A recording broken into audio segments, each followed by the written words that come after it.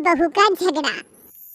अनामिका की सास पुष्पा अपनी बहू को कुछ खास पसंद नहीं करती थी और इसीलिए दोनों सास बहू में आए दिन झगड़ा होता रहता था। सास बहू के झगड़े के चक्कर में अनामिका के पति मोहित की जिंदगी मुश्किल में पड़ गई थी। बेचारा बार बार माँ और बीवी के झगड़े को सुलझाता ही रहता था, लेकिन दोनों समझने का नाम नहीं लेती थी। वैसे तो सब कुछ ठीक ठाक चल रहा था, लेकिन एक दिन अनामिका और पुष्पा के अंदर जोरदार झगड़ा हुआ और बात कुछ इस तरह थी। बहू, मैंने तुम्हें कल अपनी एक साड़ी धोने के लिए दी थी। हाँ मम्मी जी, वो साड़ी धोकर मैंने आपकी अलमारी में रख दी है। उसी की बात कर रही हूँ मैं। जरा देख तो, इस साड़ी को देखकर किसी भी तरह से लगता है ये धुली हुई है। अरे मम्मी जी, मैंने आपकी साड़ी वॉशिंग मशीन में अच्छे से धोकर सुखाकर आपकी अलमारी में तह बनाकर रखी थी। आपके तो नखरे खत्म ही नहीं होते। अरे कैसे बात कर रही है मुझसे? मेरे नखरे? अरे मोहित, जरा ये देख तो, ये साड़ी धुली हुई लग रही है क्या? अरे मम्मी, जब अनामिका कह रही है कि उसने साड़ी धोई थी तो मान लो ना। हर बात पर झगड़ा करना जरूरी है क्या? क्या है ना मोहित, तुम्हारी माँ को तो मेरे हर काम में नुस्ख निकालने की आदत पड़ गई है। जब तक दो चार खरी खोटी सुना नहीं लेती ना, इनका दिन नहीं निकलता। अरे चुप कर, बहू होकर मुझे जवाब देती हो। एक तो गंदे कपड़े उठाकर अलमारी में रख दिए, ऊपर से काजी की तरह कचर कचर बोली जा रही हो। अरे मम्मी जी, आपको समझ में नहीं आता क्या? मैंने साड़ी धो कर रखी थी, तो फिर इतनी गंदी क्यों लग रही है? मुझे क्या पता मम्मी जी, आप इस पर इस तरह तेल और घी की चिकनाई के दाग लगाकर लाएंगी तो ये मेरी जिम्मेदारी थोड़ी ना है। अरे तो हाथ से धोना चाहिए था ना। मैं आपकी बहू हूँ, नौकरानी नहीं जो एक कपड़ा रगड़ रगड़ कर हाथ से धो दूंगी। आपको पहननी है तो पहनिए, नहीं तो रख दीजिए। तुझे तो मैं अच्छी तरह बताऊंगी, मुझे जवाब देती है। एक दिन सुबह के वक्त, अरे अनामिका, मेरी व्हाइट शर्ट कहाँ है? आज ऑफिस में बहुत बड़ा प्रेजेंटेशन है और मुझे वो व्हाइट शर्ट पहन कर जाना है। मुझे पता है, आपने मुझे 2 दिन पहले ही बता दिया था और आपकी शर्ट मैंने धोकर अच्छी तरह आयरन करके अलमारी में लगा दी है। जाइए वहाँ से ले लीजिए। अनामिका, ये तुमने क्या किया? ये देखो, शर्ट पर लिपस्टिक का दाग लगा हुआ है और ये तो एक जगह से जल भी गई है। नहीं नहीं मोहित, ऐसा नहीं हो सकता। मैंने तो तुम्हारी शर्ट ठीक से इस्त्री करके अलमारी में लगाई थी। तो फिर ये जल कैसे गई अपने आप? अलमारी में लटके लटके थोड़ी ना जल जाएगी। पर मोहित, मुझे अच्छी तरह याद है। देखो, अपनी गलती को छुपाने की कोशिश मत करो।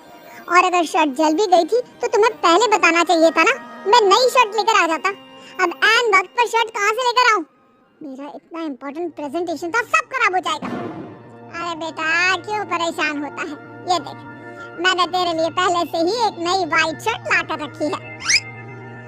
लेकिन मम्मी, आप मेरे लिए व्हाइट शर्ट क्यों लेकर आई? मुझे पता था तेरा प्रेजेंटेशन होने वाला है और अपनी इस बहू पर तो मुझे बिल्कुल भी भरोसा नहीं। क्या पता मेरी साड़ी की तरह तेरी शर्ट भी गंदी करके रख देती। और देख, वही हुआ ना। बेटा, सारी टेंशन छोड़ और ये नई शर्ट पहन कर जा। थैंक यू मम्मी, आज तो आपने बचा लिया मुझे। कुछ दिनों के बाद, अरे अनामिका, जानती हो ऑफिस में मेरा जो दोस्त है ना अमर, आज उसका बर्थडे है और उसे तुम्हारे हाथ का चॉकलेट केक बहुत पसंद है। थोड़ा सा बनाकर टिफिन में रख दो ना प्लीज। हाँ हाँ, क्यों नहीं, मैं बहुत अच्छा केक बनाकर आपके दोस्त के लिए रख दूंगी। तुम्हारे हाथ का खाना खाकर तो वैसे ही मेरे ऑफिस के सारे लोग इतनी तारीफ करते हैं, क्या बताओ। आप प्लीज एक अच्छा सा केक और बना दो, मेरी तो ऑफिस में शान बढ़ जाएगी। अनामिका केक बनाने के लिए रख देती है। पुष्पा चुपचाप जाकर उस पे ढेर सारा नमक डाल देती है। देख अमर, तेरी भाभी ने तेरे लिए चॉकलेट केक बनाकर भेजा है, तुझे बहुत पसंद है ना? यार, तू बहुत किस्मत वाला है, भाभी इतना अच्छा खाना बनाती है और साथ में केक भी। वैसे भाभी को थैंक यू बोलना। थैंक यू बाद में, पहले तो ये केक खा कर देख, बहुत मेहनत से बनाया है अनामिका ने। अरे यार, इस केक में तो बहुत सारा नमक है, लगता है भाभी ने शक्कर की जगह खूब सारा नमक डाल दिया है। अरे मोहित, तू तो अपनी बीवी की कुकिंग की बहुत तारीफ करता फिरता है। जरा पूछना अपनी बीवी से, केक में नमक कब से डलने लग गया? क्या यार, तुझे भी मेरा ही जन्मदिन मिला था बिगाड़ने के लिए। केक नहीं लाना था तो मत लाता, कम से कम मुझे इस तरह नमक वाला केक तो नहीं खिलाता। अरे नहीं यार, अनामिका ऐसा नहीं कर सकती, जरूर कुछ गड़बड़ हुई होगी। घर जाने के बाद, अनामिका अगर तुम्हारा केक बनाने का मन नहीं था तो ना बनाती, लेकिन मेरी बेइज्जती करवाने की क्या जरूरत थी? अरे आपकी बेइज्जती, ये आप क्या कह रहे हैं? मैंने तो सुबह आपको इतने अच्छे तरीके से केक बना कर दिया था। हाँ, लेकिन उसमें इतना सारा नमक डाल दिया था कि आज ऑफिस में मेरा अच्छा खासा मजाक बना है। मेरे सारे दोस्त हंस रहे थे मुझ पर। अरे बेटा, मैंने तो तुझे पहले ही समझाने की कोशिश की थी। एक नंबर की गैर जिम्मेदार है ये लड़की, कोई काम ठीक से नहीं करती। उस दिन भी गंदी साड़ी रखती थी मेरी अलमारी में और झूठ बोल रही थी। कुछ दिनों के बाद, अनामिका देखो, मैंने अपना लैपटॉप चार्जिंग पर लगाया है, उसे अच्छी तरह चार्ज होने देना। मेरी एक अर्जेंट मीटिंग है, प्लीज बीच में से हटाना मत। हाँ हाँ ठीक है, मैं नहीं हटाऊंगी। पुष्पा चुपचाप से जाकर चार्जिंग का बटन बंद कर देती है। थोड़ी देर बाद, अरे ये लैपटॉप चार्ज क्यों नहीं हुआ? और ये बटन किसने ऑफ कर दिया? अनामिका इधर आओ। क्या हुआ? क्यों चिल्ला रहे इतना? अनामिका, मैंने तुमसे कहा था ना, मेरा लैपटॉप चार्जिंग पर लगा हुआ है, मेरी अर्जेंट मीटिंग है। तुमने इसका स्विच ऑफ क्यों कर दिया? अरे मैंने ऐसा कुछ नहीं किया, मैं क्यों स्विच ऑफ करूंगी? कुछ दिनों से देख रहा हूँ अनामिका, तुम मेरा हर काम बिगाड़ देती हो। देखो ये अच्छी आदत है, कम से कम तुम्हें इस बात का तो ध्यान रखना चाहिए था कि मेरी कितनी इंपॉर्टेंट मीटिंग थी। अब क्या करूंगा मैं? आई एम सॉरी मोहित, लेकिन सच में मैंने जानबूझकर कुछ नहीं किया। अगर जानबूझकर नहीं किया तो क्या सब कुछ अपने आप हो जाता है? कभी मेरी शर्ट जल जाती है, कभी केक में नमक डल जाता है। आप मेरी बात क्यों नहीं सुनते? मैंने जानबूझकर कुछ नहीं किया।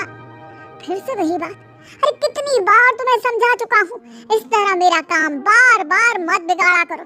तुम जानती हो मुझे कितनी प्रॉब्लम होती है। ऑफिस में तो पहले ही बेइज्जती करा चुकी हूँ, और अब ये मीटिंग, ये भी मेरे हाथ से निकल गई। अनामिका की समझ में कुछ नहीं आता कि आखिर उसके साथ ये सब क्या हो रहा था और क्यों हो रहा था। फिर कुछ दिनों के बाद मोहित अपने ऑफिस से कुछ फाइल लेकर घर आता है। अनामिका, ये कुछ फाइलें हैं, इन्हें संभाल कर रख दो, और प्लीज इस बार ध्यान से, कोई गड़बड़ी नहीं होनी चाहिए। नहीं मोहित, कोई गड़बड़ी नहीं होगी। मैं सारी फाइल्स अलमारी में लॉक करके रखूंगी और चाबी अपने पास रखूंगी। अनामिका, जरा अलमारी की चाबी तो देना। क्यों मम्मी जी, आपको क्या काम है? उसमें मोहित की जरूरी फाइल रखी है और मैं नहीं चाहती कि इस बार कोई भी गड़बड़ हो। पता नहीं कुछ दिनों से हर काम खराब हो जाता है। अरे मुझे उसमें से पैसे निकालने हैं और उसके बाद ले लेना अपनी चाबी। मैं खा नहीं जाऊंगी तुम्हारे पति की फाइल।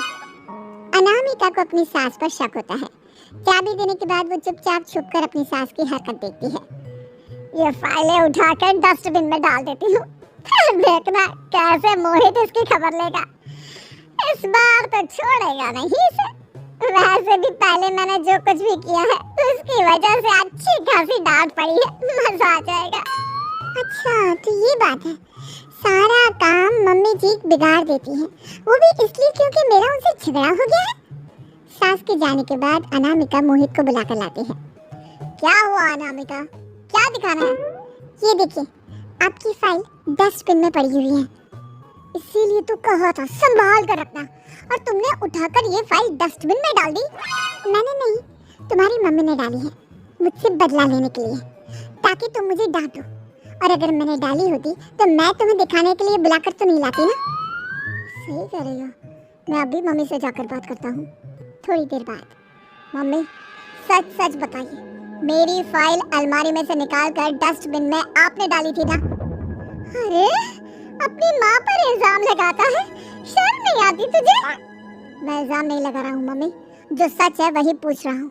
अब जल्दी से बताइए आपने ऐसा क्यों किया? अरे तो क्या करती, तेरी बीवी मुझसे झगड़ा करती है, उल्टे सीधे जवाब देती है, मुझे उससे बदला लेना था।